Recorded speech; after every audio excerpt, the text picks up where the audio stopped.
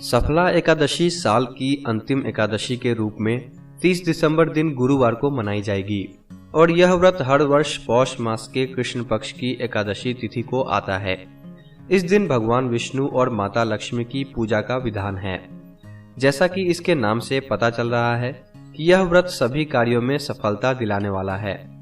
इस एकादशी के व्रत से सभी मनोकामनाएं पूरी होती है और हर कार्य में सफलता मिलती है। आइए जानते हैं सफला एकादशी व्रत कथा। प्राचीन काल में एक बार एक राजा थे जिनका नाम महिष्मान था। वे चंपावती नगरी के राजा थे। उनके 5 पुत्र थे। उनका सबसे बड़ा पुत्र था लुम्भक, जो चरित्रहीन था। वह हमेशा ही देवताओं की निंदा करता था, साथ ही मांस भक्षण जैसे गलत कार्यों में लिप्त रहता था।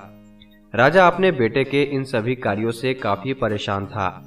उसने अपने बड़े बेटे को राज्य से बाहर निकाल दिया। ऐसे में वो जंगल में जाकर रहने लगा। इस दौरान पौष मास के कृष्ण पक्ष की दशमी की रात्रि आई। इस रात इतनी ठंड थी कि वो सो न सका। सुबह होते ही उसकी हालत खराब हो गई और वो प्राणहीन सा हो गया।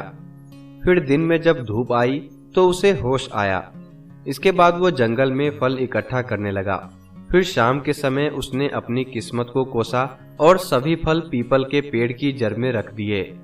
फिर उसने कहा कि इन फलों से लक्ष्मीपति भगवान विष्णु प्रसन्न हो। यह एकादशी का दिन था। इस पूरी रात वो सो न सका। इस तरह अनजाने में ही लुम्भक का एकादशी का व्रत पूरा हो गया। इस व्रत का प्रभाव ऐसा हुआ कि वो अच्छे कर्मों की ओर प्रवृत्त होने लगा। उसके कुछ समय बाद ही लुम्भक के पिता ने उसे सारा राज्य दे दिया और खुद तप करने चला गया। कुछ दिन बाद लुम्भक को मनोज्ञ नामक पुत्र प्राप्त हुआ।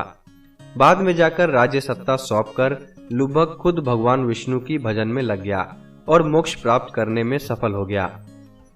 यह सफला एकादशी की कथा हमें भगवान के अति कृपालु होने का भान कराती है। यदि कोई मनुष्य अज्ञानवश भी प्रभु का स्मरण करे तो उसे पूर्ण फल की प्राप्ति होती है। यदि मनुष्य निश्चल भाव से अपने पापों की क्षमा मांगे तो भगवान उनके बड़े से बड़े पापों को भी क्षमा कर देते हैं। लुम्भक जैसे महापापी भी भगवान श्री हरि की कृपा से वैकुंठ का अधिकारी बना। दोस्तों, आपको ये वीडियो कैसा लगा हमें जरूर बताएं और इसी तरह के अन्य वीडियोस देखने के लिए हमारे चैनल को सब्सक्राइब जरूर करें। धन्यवाद।